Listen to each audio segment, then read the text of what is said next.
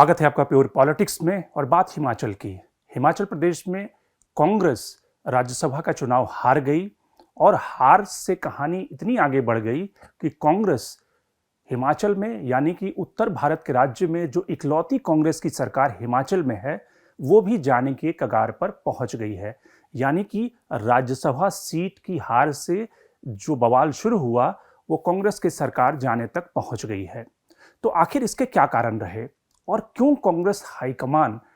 हिमाचल प्रदेश में सरकार बनने के बाद लगातार हो रही उस तरह के संकेतों को अनदेखा करता रहा, जो वहां पर इनफाइटिंग थी, जो मुख्यमंत्री के खिलाफ एक तरह से असंतोष पनप रहा था, उसकी अनदेखी करता रहा। क्यों अभिषेक मनु सिंघवी जैसे दिग्गज कानूनविद और लॉयर को हिमाचल जैसे राज्य से राज्यसभा भेजने का फैसला कांग्रेस हाईकमान ने लिया, क्यों उन्हें सेफ स्टेट से नहीं भेजा गया और किस तरह से कांग्रेस की इनफाइटिंग के सहारे बीजेपी उस राज्य में उस फॉल्ट लाइन को भांपकर अपनी स्ट्रैटेजी बनाकर कहीं ना कहीं सत्ता में वापसी की तरफ कदम बढ़ा रही है। तो सवाल यह है कि कांग्रेस की क्या रही गलतियां हिमाचल प्रदेश में और किस तरह से बीजेपी ने उस फॉल्ट लाइन को पकड़कर कांग्रेस की इकलौती सरकार को एक तरह से किनारे पे पहुंचा दिया है। तो प्योर पॉलिटिक्स में बात हिमाचल प्रदेश की।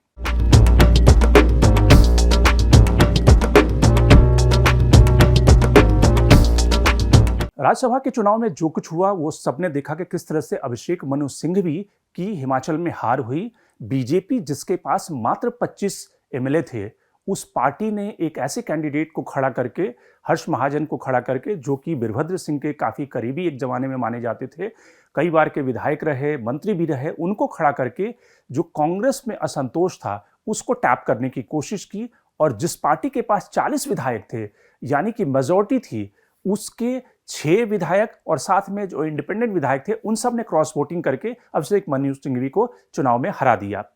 तो पहला सवाल तो ये खड़ा होता है कि कांग्रेस हाईकमान ने अभिषेक मनु सिंघवी को हिमाचल प्रदेश में क्यों भेजा था, ये जानते हुए कि अगर हिमाचल प्रदेश में फॉल्ट लाइन है, वहां पे असंतोष है और वहां पर चुनाव हारने की संभावना हो सकती है। जो पहले ये कांग्रेस हाईकमान में माना जा रहा था, कांग्रेस में ये चर्चाएं चल रही थी कि सोनिया गांधी हिमाचल प्रदेश से खड़ी हो सकती हैं, लेकिन सोनिया गांधी ने खुद हिमाचल की जगह उन्होंने राजस्थान का चुनाव किया। अगर आप सोचें इस सवाल को कि अगर सोनिया गांधी हिमाचल से खड़ी होती तो क्या नतीजे ऐसे ही होते? क्या कांग्रेस में जो दूसरा धड़ा है, जो आज की तारीख में बागी हो गया है, जो प्रतिभा सिंह कैंप है, विक्रमादित्य सिंह जो कैंप है, अगर सोनिया गांधी हिमाचल से खड़ी होती तो मजबूरन में कांग्रेस के दोनों धड़ों को इकट्ठा होकर वोट करना पड़ता, या फिर कांग्रेस हाईकमान को यह लग रहा था कि अगर सोनिया गांधी खड़ा होती है और अगर उनकी हार हो जाती है तो एक बड़ी ही एम्बैरेसिंग सिचुएशन होगी कांग्रेस के लिए। और इसलिए कांग्रेस हाईकमान ने सोनिया गांधी को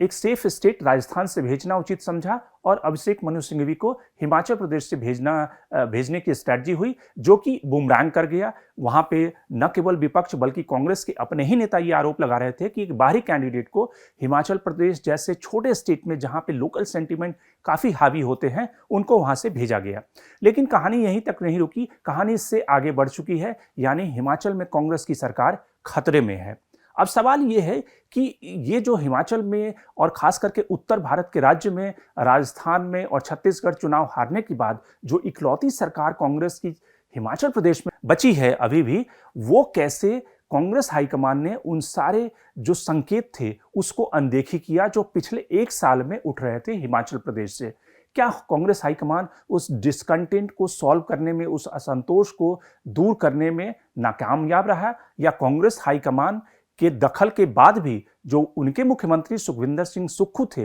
वो इतने एडमेंट थे कि वो उस पर कोई कार्रवाई करने को तैयार नहीं थे? तो किस तरह से हिमाचल प्रदेश की जो कांग्रेस की कलह थी वो कहीं ना कहीं बीजेपी को एक रास्ता दे दिया कि बीजेपी उन असंतोष को टैप करके हिमाचल में फिर से सत्ता में वापसी कर सके। तो शुरुआत करते हैं उस 2-3 उदाहरणों से।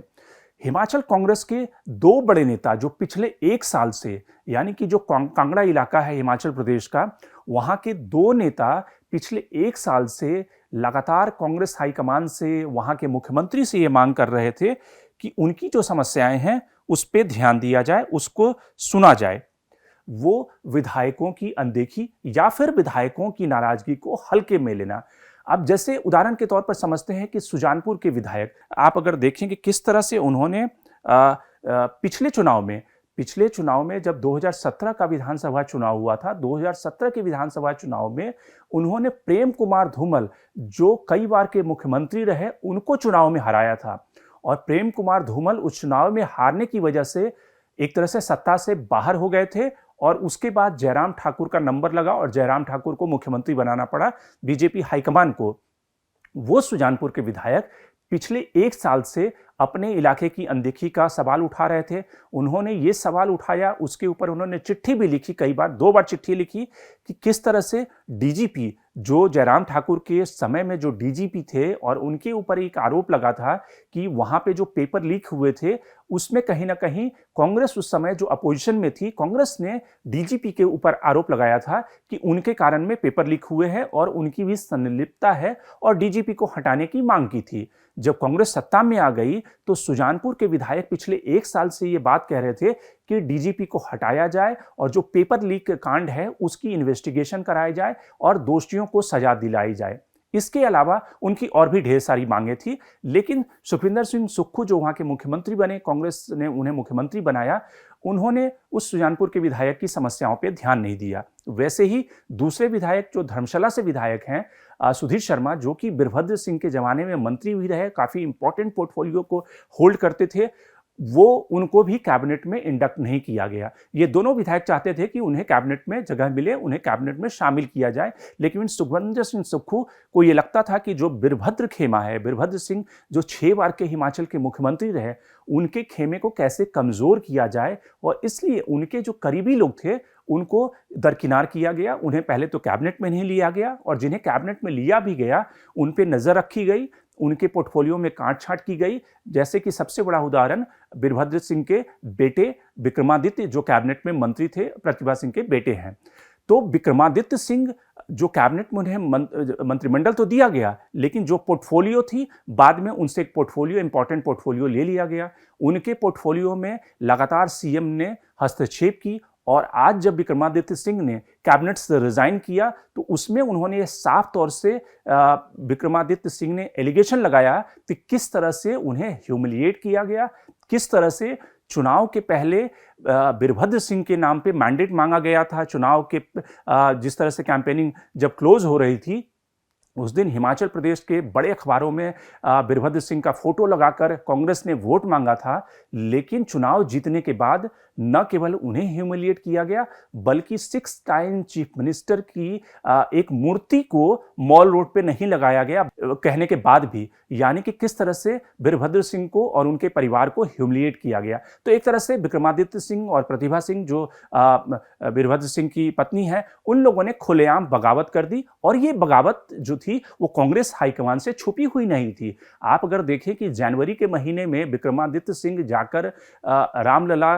के कार्यक्रम में, जो अयोध्या में राम टेम्पल का इनॉग्रेशन हुआ, उसमें शरीक होते हैं और वो लगातार बयान दे रहे हैं, तो इसका मतलब है कि उनके बगावत और उनके बगावती तेवर का अंदाजा कांग्रेस हाईकमान को भी था और बीजेपी को भी था, लेकिन कांग्रेस ने उस पर कोई क्राइसिस मैनेजमेंट नाम की चीज नहीं की। दूसरा फैक्टर हुआ कि न केवल विधायकों की नाराजगी को वहां की लोकल लीडरशिप सुखविंदर सुक्खू ने अनदेखा किया, बल्कि वहां की जो कांग्रेस अध्यक्ष हैं प्रतिभा सिंह, जो कि वीरभद्र सिंह की पत्नी हैं, उन्होंने भी बार बार उस अनदेखी का सवाल उठाया। जब सरकार के 1 साल पूरे हुए तो सरकार के 1 साल के पूरे होने के मौके पर जो समारोह सुखविंदर सिंह सुक्खू ने किया, उसमें प्रतिभा सिंह को इनवाइट नहीं किया गया था। आप सोच सकते हैं कि किस तरह की सरकार वहां पे चल रही थी कि स्टेट प्रेसिडेंट, यानी कि स्टेट कांग्रेस का प्रेसिडेंट, उसको इन्वाइट नहीं किया गया सरकार के 1 साल के पूरे होने पर। तो जिस तरह का कॉन्फ्लिक्ट प्रतिभा सिंह परिवार और सुखविंदर सिंह सुक्खू के बीच में चल रहा था, वो रिवेलियन जो था वो धीरे धीरे पक रहा था और वो आज कहीं ना कहीं फूट पड़ा है, जिसके कारण विक्रमादित्य सिंह ने कैबिनेट से रिजाइन कर दिया और खुलेआम आरोप लगा रहे हैं कि उन्हें ह्यूमिलिएट किया गया और आने वाले दिनों में वो बीजेपी में शामिल होते हैं या फिर वहां पे मुख्यमंत्री को बदलकर कांग्रेस अपनी सरकार बचा पाती है, ये देखने वाली बात होगी। लेकिन 2 फैक्टर, पहला फैक्टर विधायकों की अनदेखी, कांग्रेस का जो संगठन था उसकी उपेक्षा वहां पे मुख्यमंत्री ने की, और तीसरा बड़ा फैक्टर जो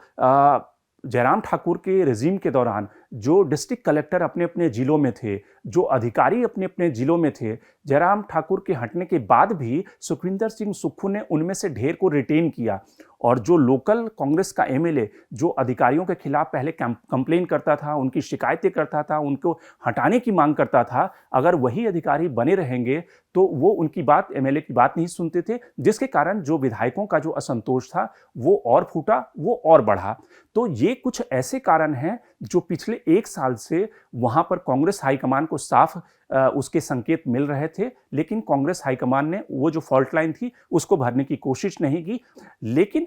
इन सबसे बात बनने वाली नहीं है, क्योंकि अगर आपने बीजेपी की स्ट्रैटेजी को ध्यान से देखा होगा, बीजेपी ने किन राज्यों में क्या किया उसको आप सबसे पहले समझिए। महाराष्ट्र में सरकार किस तरह से बीजेपी की बनी, जो शिवसेना की जो फॉल्ट लाइन थी, जो शिवसेना में उद्धव ठाकरे के खिलाफ असंतोष था, उन्होंने शिंदे के नाम पर, जो शिंदे उनके दूसरे इन्फ्लुएंशियल लीडर था, उसको, उस असंतोष को उन्होंने टैप किया और शिंदे को एक तरह से उनसे बात की गई कि उस असंतोष को टैप करने के लिए शिवसेना के बाकी एमएलए को तोड़ें, और उसके बाद बीजेपी के समर्थन से वो सरकार बन गई। अगर आप महाराष्ट्र से लेकर मणिपुर, अरुणाचल प्रदेश, इन सारे राज्यों में देखें, असम में देखें, अगर तरुण गोगोई उस समय के कांग्रेस के बड़े नेता थे, मुख्यमंत्री थे, लेकिन उनके खिलाफ असंतोष जो था हेमंता बिस्वा शर्मा का, बीजेपी ने हेमंता बिस्वा शर्मा को टैप किया और उन्हें फिर अपने पार्टी में लाकर उन्हें चीफ मिनिस्टर बना दिया। मणिपुर में भी उसी तरह से जो बीरेन सिंह दूसरे बड़े नेता थे, वहां के मुख्यमंत्री इबोबी सिंह के बाद उनके असंतोष को टैप करके बीरेन सिंह को मुख्यमंत्री बना दिया गया। तो बीजेपी